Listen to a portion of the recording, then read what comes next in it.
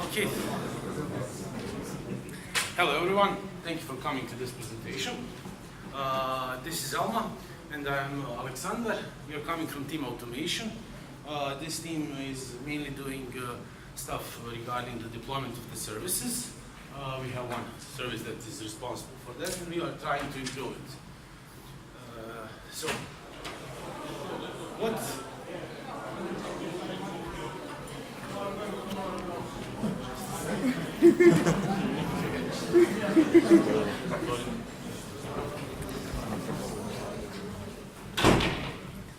Okay, so a few times in the past,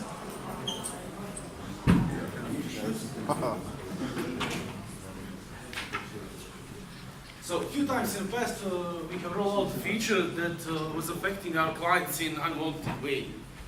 So even if you test some feature in multiple environments or whatever you do to it, again when you put it in production, our production is a very complex one with more than 400 services, different services, and you can hit some edge case and you can affect those clients that are using these cases. So this, as you can guess, probably this is not a good thing. So what are we trying? We are trying to do something about this kind of cases, and we are trying to solve it. Maybe not solve it fully, but try to somehow be better at this. Okay, so first let's go back in time, around start of 20th century, and talk about coal mining. The biggest problem in coal mining were dangerous gases that could kill humans. So those coal miners needed a way to protect themselves. And they use canaries. Actually, they bring canaries with them into coal mines as an early warning system because the canaries are especially sensitive to dangerous gases. So if that toxic gases are present down there, they would become sick before miners do. So if canary dies, that will be the signal for the miners to run for their lives. So we decided to do something similar in our deployment process, but I promise no animals would be harmed. We will actually sacrifice one instance. We will deploy new version and test that new version on that instance, and if that instance survives, we will roll out that new version to all the other instances in one data center. In this way, we will catch that bad deployment before it goes to production and breaks something and go to other clients. Okay, how can you do this without this feature that we are presenting? First, thanks to our infrastructure team, they implemented a lot of metrics that are easy to get on the Prometheus, and they implemented this Canary service where you can easily compare. So what do we actually do when we deploy to production? First, we take this new version, we put it in production, and after some warm-up time, we could compare it. So we could use that instance that is new to the production and some old instance, send some API call to Canary service, and it will tell us is it okay or it is not okay. So it can compare two instances looking at some metrics for this service. So, sorry, wrong slide. Okay. So what did we do? So maybe not what did we do, but this kind of Canary deployment where you do it all manually. What I'm trying to say is first it's time consuming. Then you need to learn how to use these APIs. Then at the end you don't want to do it at all because it's hard. But on the other hand, we would like to force you to do this Canary way because we need more stable production, we need more stable services. So, well, to implement all this process from scratch, it would be hard. It would take too much time and everything, but luckily for us, there are services and like projects that we can use and integrate with our system. So we chose Jenkins. Why? Jenkins knows how to build stuff. It knows how to log this process. It can have steps. We also installed this Jenkins pipeline. Jenkins pipeline, I don't know, did you see, but it's kind of easy to define it. It's a decorative way of defining these stages. You just write what you want to happen. It will show it on a nice Blue Ocean UI, and it was easy for us to integrate this new UI into them, and we would skip this implementing of UI, implementing of processes, and implementing of a lot of stuff. So we just used Jenkins for this. Okay, this is how it looks like. Actually, first you will need to fill this form. When you fill this form and click on this button deploy, we will start your deployment. Actually, first you will need to choose this application instance, which we call Canary instance, and that is the instance which we are going to deploy and compare. After choosing that instance and click on that button and choosing all the other things in that form, we will start the deployment pipeline. We will separate this, actually divide this deployment pipeline into 3 phases. First one is deploy Canary instance, second one is testing phase, and the third one is deploy other instances phase. So first I will talk about this deploy Canary instance, actually that first phase. As you can see on this picture, you can decide if you want us, actually deployment manager, to control your balanciers, then you will choose on the form this auto balancer flag. But also if you don't choose this auto balancer flag, then we will wait for disable balancer stage for user interaction. So we will not continue with this pipeline until you disable your balanciers for that instance. Then when you disable that, we will continue with the deployment process. So this is the first phase. After deploying, we will start with the second phase. Actually, we will not start with the second phase immediately. We will first need to enable balancers. So this enabling balancers is also depending on that auto balancer flag which you are choose. So if you choose auto balancer flag, we will do this for you, but if you don't select that, we will wait for you to enable balancers. After enabling balancers, we will start with the testing phase, and in this testing phase, we actually have 2 ways to compare metrics. First one is compare Canary and the base instance, and the second one is compare Canary instance with itself. So we will first talk about this first one. If you are going to compare your Canary with some other instance, with base instance, you will first need to choose this declares Canary. That means that also you will need to choose that base instance which we are going to compare our Canary instance with, and also you will need to choose this factor. So, what is the factor? The factor is percentage of overall traffic that your Canary instance is going to receive during this testing phase. So this is applied only for RMI traffic. And also, by default, we put here 10%, but you can change that on whatever your instance needs to receive. Also, we will look at this example. Here we are showing the 2 graphs. First one is for Canary instance, and the second one is for base instance. Here we are showing actually error log rate graph, but we are also, not we, actually Canary service is comparing also inbound and outbound RMI success rate. And how we do that comparing, we are actually 2 hours after the deployment, because we have 2 hours of Canary timeout. We will compare last 5 minutes of Canary instance with the last 5 minutes of the base instance.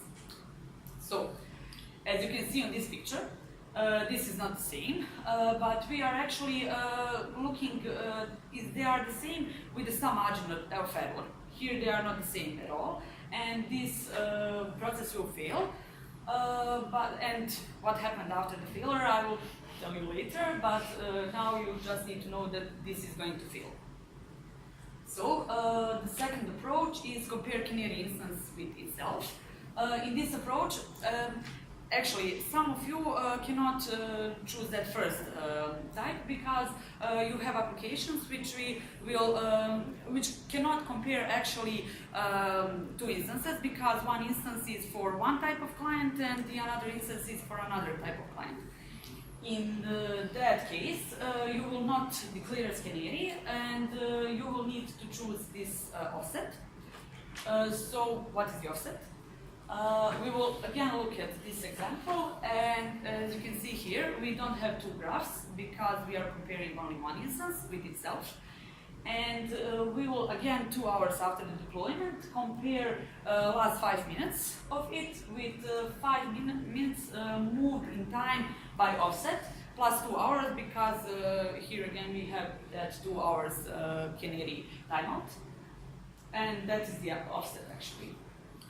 And again, here we are going to fail. This Canary pipeline is going to fail because, as you can see, when we compare this is not the same with some margin of error. And after the failure, we are going to do a revert. Actually, we will revert this to last stable version, which was deployed in production for Canary instance. And that is how your pipeline is going to look like. If this if this comparing actually pass, we will continue with the third phase. Our third phase is actually deploy other instances phase. So here again, you have two cases. First one is deploy all instance. If you want us to deploy all instance for you, you will choose this deploy all instance flag, and we will deploy all the instances in data center where is Canary instance in for you. But again, here we have this disable and enable balancer. This is also depending on that auto balancer flag. So if you didn't select that auto balancer flag, we will not continue with this phase. We will wait here for that user interaction. So when you disable balancers for this specific instance, we will continue with this process, and again we will wait here for another disabling balancers. So if you choose all that, we will continue with the phase. And also, if for some reason it fails in some of these stages, you will need to do deployment manually for that instance, but we will continue with the other instance automatically deployment. If you don't choose this deploy all instance, we will wait in this stage, wait for other instances until you do that. Actually, until all the instances in one data center has the same version as Canary version. When they all have the same version, we will continue with, we will actually finish the pipeline. And one more note here, you can abort this process in any stage you want, and that will look like this.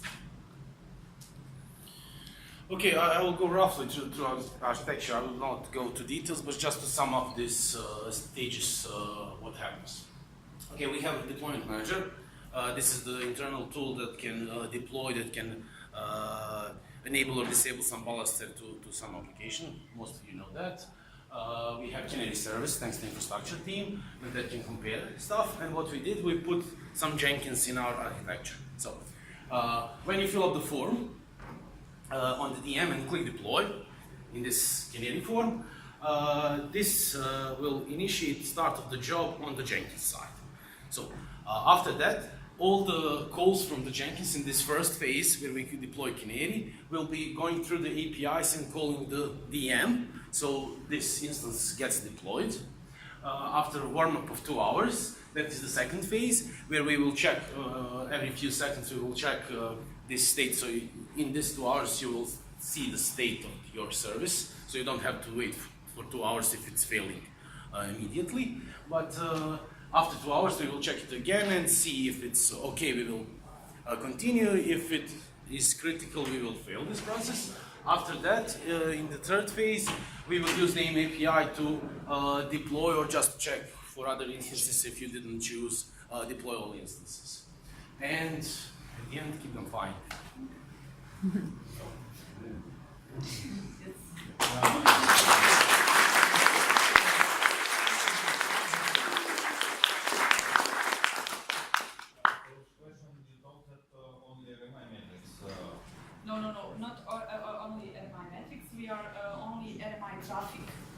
That factor is only for RMI traffic. Can we specify that all metrics what we want to compare? Because other way it's not useful.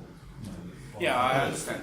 For now, we will probably ignore your metrics, because if you don't have them, it will be okay for now, but there are ways to implement this, and probably you will need to contact the infrastructure team because they implemented this Canary service. And you can ask them. I believe that it's not that hard to define these metrics per service. Okay, can it be possible to use this Canary not enabled by default, but for every deploy, not by default? Because sometimes I know that they can.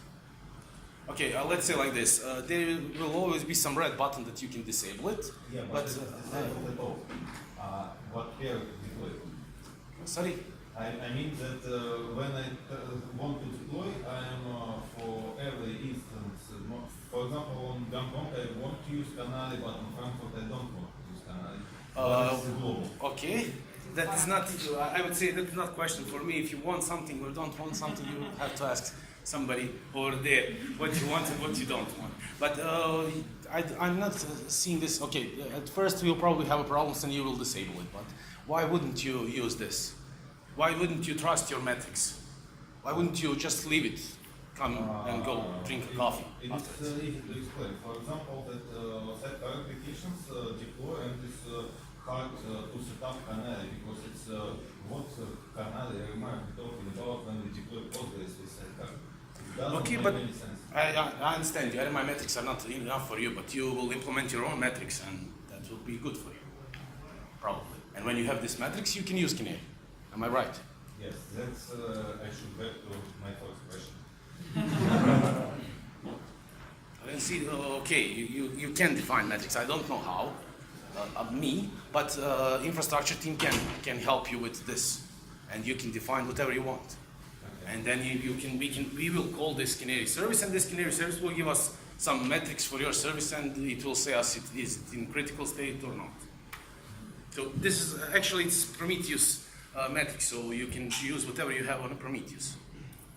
So you should expose your metrics first. So it's up to our team to define such metrics and based on We these don't know, metrics. actually, you need to talk to...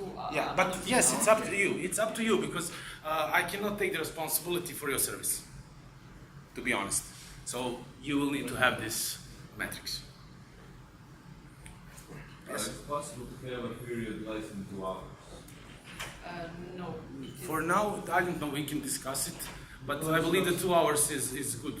Sometimes we would like to get some to grow down as quickly as possible, but still we would like to maybe benefit from Canary. So just like, we agree that it's a hot fix, we just want to put it 5 minutes on Canary, and if it's good, Roll it out. Maybe we can do some exceptions like that. I want to do 5 minutes, but you will probably have to write some reason why are you doing this.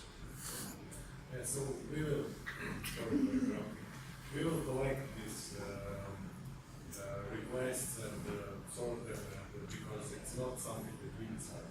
It was like a political decision, and we need to present it back to the management, and then we will. But we will collect them. We are open to all suggestions. Yeah, basically, if I may just jump in, these 2 hours are like, I love Canary for 99% of my deployments, but those 1% bug fixes that I need to roll out, it's kind of problematic to have to wait for 2 hours. And basically on high throughput services, like I'll see my service is broken in a matter of minutes. So